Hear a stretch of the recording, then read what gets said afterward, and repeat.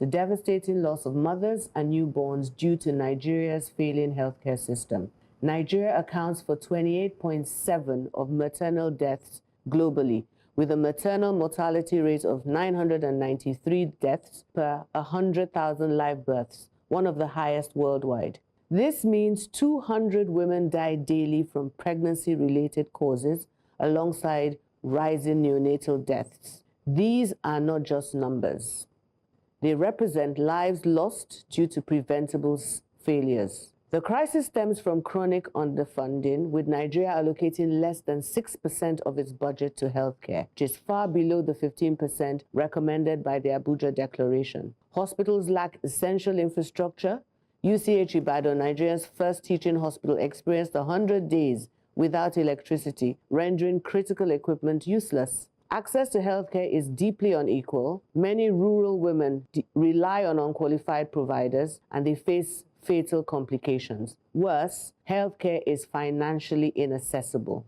Earlier this year in Lagos, a woman in labor was denied care because she couldn't immediately pay the amount that she was asked. Both she and her baby died needlessly, emblematic of a system that prioritizes money over human lives. The brain drain crisis further cripples the sector, with over 6,500 Nigerian doctors having left the country in 2024, citing unsafe working conditions, leaving overstretched professionals struggling in collapsing hospitals. The human cost.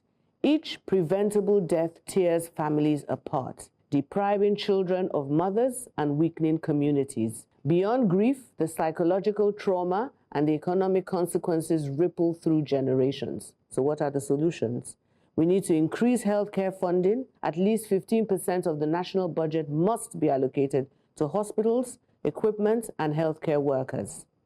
We need to expand access to quality care, strengthen rural clinics, and integrate trained midwives to support maternal care. We need to ensure transparency, and we need to combat corruption. Healthcare funds must reach those in need rather than be mismanaged. We need to support healthcare workers, offer competitive salaries, safe working conditions, and incentives must be prioritized. We need to raise awareness. Grassroots campaigns should educate women on maternal health, encouraging early medical intervention. This is a national emergency. Nigeria cannot afford to continue to lose mothers and babies to preventable causes. Every delay costs lives, and it is time for decisive action.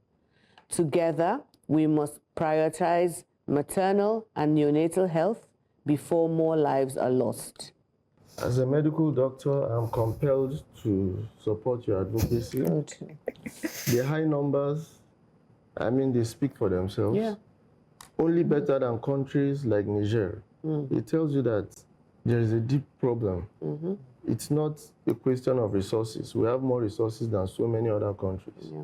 Why are we doing better than only countries like Niger? The case about UCH, 100 days without light, it says it all. Leadership failure at all levels. Seriously, 100 days. Yeah. Like, were they trying to hit a target? Were they trying to send a message to government? Whatever it is, that's failure of leadership at all levels. Yeah. Things like that should never be heard of in a premier teaching hospital like UCH. Yeah. Definitely, as you said, way forward, we need Abuja Declaration to be respected, allocation and proper use of resources. Personally, I don't do clinical medicine anymore because the way you've described the numbers on a daily basis, that's what we see. I didn't have the heart to be seeing preventable deaths every day of my life. So I just chose to, part of the reason why I chose to leave clinical medicine. I'd like to pick up from where Andy stopped. He said if we have more resources than other nations, right? But let's say we have more resources, but we also have more citizens to cater to. Yeah. And we need to remember that Nigeria is a poor country. As much as we try to tell ourselves that, oh, we have money. And also look at our budget line items. A large part, 30% of our budget for 2025 is going towards debt servicing. 27% is going towards capital expenditure. 25% is going towards recurrent expenditure. What this tells us is that what is actually going towards all the other sectors is less than 20%. Education is less than 6%. So we say we want 15% for health. Again, can we have it? Where does it want to come from? Yeah. And the high maternal mortality rates, it's beyond the failing Nigeria health sector. It's also cultural. Yeah. Because when you go to the north, the highest part of the country with the highest maternal mortality rate is in northern Nigeria. And when we look at that, it correlates with low level of education and also cultural and social norms. Cultural norms, you see women talk about, oh, I had all my 9 children at home. I didn't go to the hospital. And you are more likely to have a higher mortality rate when people don't even seek healthcare services. Do you understand what I'm saying? Yeah, but and also the issue of social autonomy. A lot of women can't even make the decision to go to the hospital themselves. Which is fine. So I feel like the solutions needs to be multi-layered. Beyond advocating for more funding in the health sector, we have to aggressively increase education, literacy rates, and also grant women autonomy over their body. There is no reason for a hospital to be asking the spouse or the partner what should be done for a woman. So cultural norms around women who choose to have their babies at home, women who, there are certain cultures where life is not as valued, if I want to use that word. So it's a thing. My baby has died, I move on. Someone was telling me a story of a woman whose child fell in the well, but that same day she was home cooking dinner for her husband, because in her mind she's going to have another baby. It wasn't a big deal. So for me, I'm not quite sure that is what, as a nation, in terms of changing, you can change those cultural norms over time. But I would say priority more should be what is controllable. Yes. What's controllable is UCH having light. yes. There's no reason, they might not have paid, there's absolutely no reason why Nigeria's premier teaching hospital will have not lights, not for one day, much less 100 days. 100. And these things about money and budgeting and if we're rich or if we're poor, quite debatable in my view. What is clear and what has been consistent is a failure of government to prioritize health and education. Yes. Yeah. So we don't have money for health, we don't have money for education, but we have money for President Tinubu to be in France or be in London or traveling for whatever reason. We have money to service debt. Even if you borrowed the money for things that are productive in nature, what are we borrowing money for?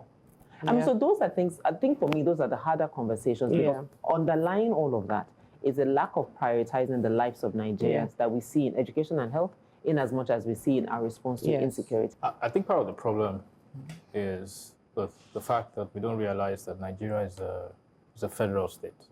Okay, so we practice federalism. Whether you call it fiscal federalism or whatever kind of federalism, but you have a sense that there's some devolution of power, and from the central to the subnationals. And then you have what is on the exclusive list and then what's on the concurrent list. And health is on the concurrent list, which basically means that both the federal and the state the local can legislate on it. And when you look at significant programs that impact people at the local level, is at the primary healthcare. And it's at the local government. Which is at the local level, which is where you bring in the subnationals, the state and all that. But you see, when we do this analysis, a lot of times, we just look at the federal government's allocation. The federal government's allocation is 5% and all that. We don't look at the subnationals. And I think that we need to start paying that attention at that level to say, Lagos State, Edo State, Ebonyi State, Enugu State. This is what you're putting. What are you putting there? Okay, what are you allocating for healthcare? Yeah. Does it meet the minimum threshold, which is 15%? Of course, I agree with you that Nigeria is a poor state. We can't afford to fund everything we need to fund. There are the minimum threshold for education, minimum for health, minimum. If we're going to meet all those minimum, we will not be able to do anything outside. So the challenge we must have is that we have to start to unwind some of the things. For instance, you mentioned that we're spending a huge chunk of money servicing debt. we're what still have we been borrowing. using the debt for? Yeah. If we have been using the debt to service, to fund projects or developmental projects and not consumption, we will have been able to have a lot of what we in economics call capital accumulation in one way, that those projects will eventually, pay for themselves or yield investments that, you say that you have gotten some return on those investments. So the good thing I'm seeing right now, with what, I'm seeing with the current administration is that there's a lot of transparency around The fiscal policies. Loans that they are taking. Okay. And those Utilization. loans are targeted at projects. So maybe that will reduce some of this loan servicing, because if we are doing the kind of numbers we're doing with loans and loan servicing, we will not have the resources to be able to give. do anything. Yeah, if I might These are just quickly chime in, I like your point on prioritization, so I'll not repeat that. But Zuma, all these issues around culture, delays, we know these problems, and that is where those of us in public health come in, right? Okay. There are problems that are, as you said, not related to health alone, and we know how to solve these problems. Okay. But because the resources are not there, and the point Yinka was making about not being able to do everything, if you prioritize right, you are going to do the right things.